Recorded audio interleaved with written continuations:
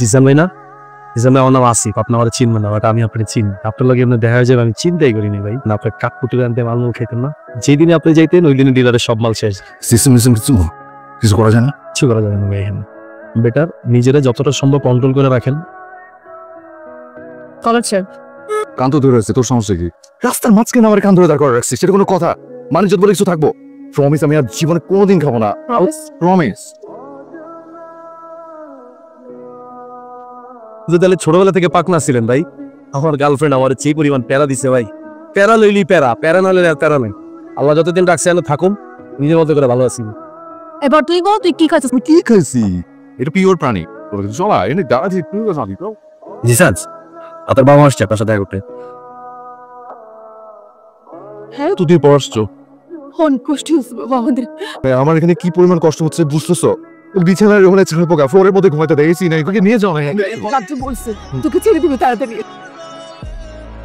ছায়ার মাঠে পাহাড়ে।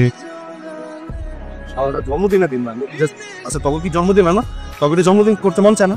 এই আছে, বস বস বস। আপনারা কি করেন ভাই? হ্যাপি বার্থডে ভাই। আচ্ছা, গান শোনাই দেবো না, লেখা হ্যাপি।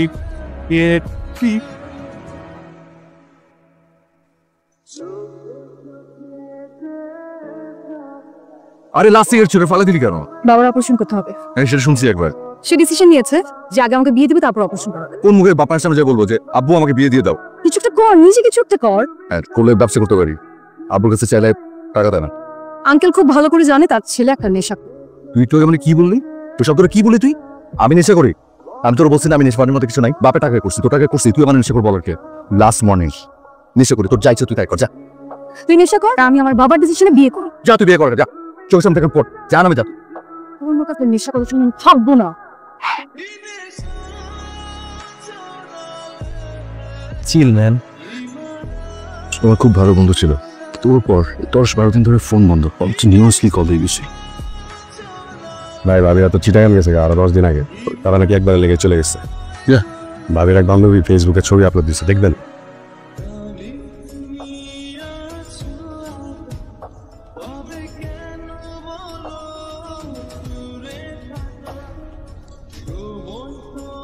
যে মানুষটার উপর সব থেকে বেশি ডিপেন্ডেন্ট ছিলাম, মানুষটাই তো ছেড়ে চলে গেছে। টাকা পয়সা দিল বন্ধ বেরা, সবার কাছ থেকে ধার নিতে নিতে তারপর শুরু করলাম নিজের জিনিস ব্যবসা। বাড়ির জিনিস পর্যন্ত নিয়ে বিক্রি করে দিচ্ছি। আচ্ছা ভাই, আমি তো আপনার গল্পে কোনো ক্রাইসিস খুঁজে পেলাম না ভাই। মানুষের জীবনে তো ক্রাইসিস থাকলে মানুষ মাল খায়, তাই না? কৌতূহল থেকে।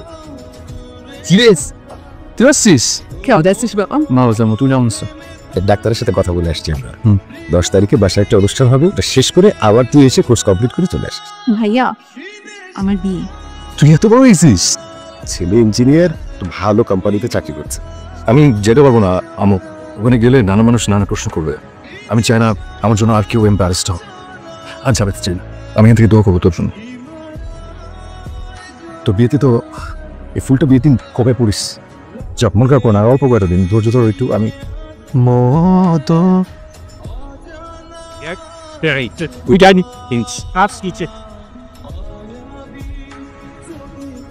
আপনার রেগুলার কত ক্লাস করো? দোয়ার এখানে দেখা হবে। তোমার খুব মিস করবো ভাই, তোমার লোকে খুব ভালো টাইম কাটাইছি। ভালো যা, তাড়াতাড়ি বাইরের পরে 2 ভাই মিলা এক লগে খাম।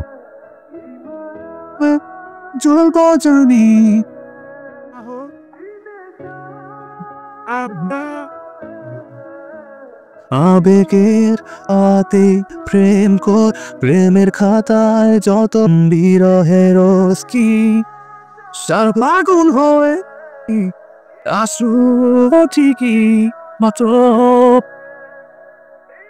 এখানে ওয়াই 2 সপ্তাহ হলো ঢাকা আসলাম, তাই ভাবলাম তোমার সঙ্গে দেখা করে যাই। আমার সাথে কেমন আছো তুমি?